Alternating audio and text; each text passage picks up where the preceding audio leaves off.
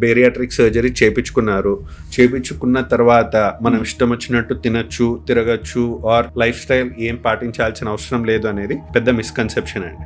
Bariatric surgery వల్ల hundreds of kilos లో కూడా వెయిట్ లాస్ అయిన వాళ్ళు ఉన్నారు. కానీ మనకు అది ఎట్లాంటిదంటే ఒక కదలని బండికి ఒక మంచిగా వెనకాల నుంచి ఒక పుష్ ఇచ్చినట్టు, అదే బేరియాట్రిక్ సర్జరీ. వన్స్ ఆ పుష్ ఇచ్చిన తర్వాత స్టార్టింగ్ ట్రబుల్ ఉన్న వాళ్ళకి ఆ ట్రబుల్ లేకుండా చేస్తుంది. బట్ తర్వాత బండి నడవాల్సింది మనం ఎలా మెయింటైన్ చేస్తాం అనే దాన్ని బట్టే బండి బాగా ఉంటుంది. సో ఆ పరంగా మనకేంటి అంటే ఇనీషియల్ డెఫినెట్లీ మనకు ఫస్ట్ ఫ్యూ డేస్ మనం ఇంత పెద్ద స్టమక్ ని కొంచెం చిన్న చేస్తున్నాం కాబట్టి డైరెక్ట్లీ ఫుడ్ ఇవ్వం. కొన్ని రోజులు త్యాగాలు చేయాల్సిందే. లైక్ ఫస్ట్ కొన్ని రోజులు లిక్విడ్స్ ఇస్తాము, ఫస్ట్ ఒక 2 to 3 weeks అన్నట్టు.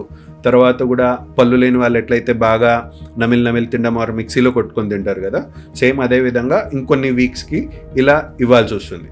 తర్వాత నిదానంగా చికెన్ కానీ ఇవన్నీ కూడా తినచ్చు, అది కూడా మితంగానే తినాలి.